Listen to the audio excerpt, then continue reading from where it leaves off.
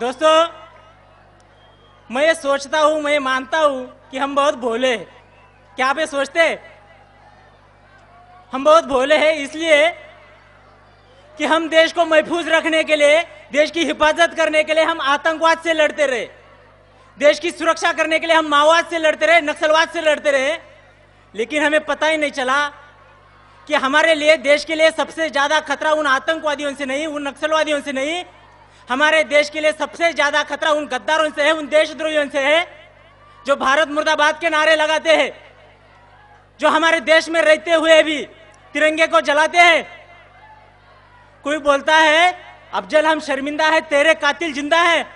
बुरा इस बात का नहीं लगता दोस्तों, लेकिन बुरा इस बात का लगता है ऐसी बात करने वालों के पीछे हमारे देश में हजारों लाखों लोग खड़े हो जाते हैं, तब बुरा लगता है। मुंबई हमले का मास्टरमाइंड याकूब मेनन को फांसी की सजा सुनाई दी। जब उसे फांसी की सजा सुनाई दी उसमें कोई बुराई नहीं, लेकिन बुरा तब लगता है जब आतंकवादियों के जनाजे में हमारे देश के लाखों लोग जनसैलाब उमड़ पड़ता है, तब बुरा लगता है। दोस्तों, हमारे देश की सरहद की रक्षा के लिए हमारे जवान हर दिन शहीद होते हैं, लेकिन तब हमारे देश के अंदर कहीं आवाज नहीं उठती।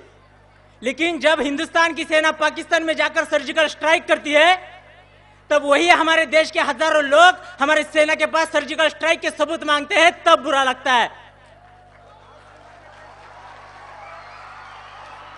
दोस्तों, संसद हमले का मास्टरमाइंड अफजल गुरु को फांसी की सजा दी जाती है, उसमें कोई बुराई नहीं, कोई दो राय नहीं। लेकिन बुरा तब लगता है जब हमारे देश में उसके लिए शोक मनाया जाता है, जम्मू कश्मीर में उसके लिए बंद पुकारा जाता है और जेएनयू यूनिवर्सिटी में उसके लिए श्रद्धांजलि दी जाती है, तब बुरा लगता है। दोस्तों, और कोई हमें सिखाने की बात करता है कि वंदे मातरम बोलना संविधान में कहां लिखा है, राष्ट्रगान के लिए खड़ा होना संविधान में कहां लिखा है। उनको मैं बताना चाहता हूं, संविधान में चड्डी पहनना कहां लिखा है? फिर भी तो आप पहनते हो। कोई बोलता है हम भारत माता की जय नहीं बोलेंगे। मैं उनको चेतावनी देना चाहता हूं, अगर इस देश में रहना होगा भारत माता की जय कहना होगा।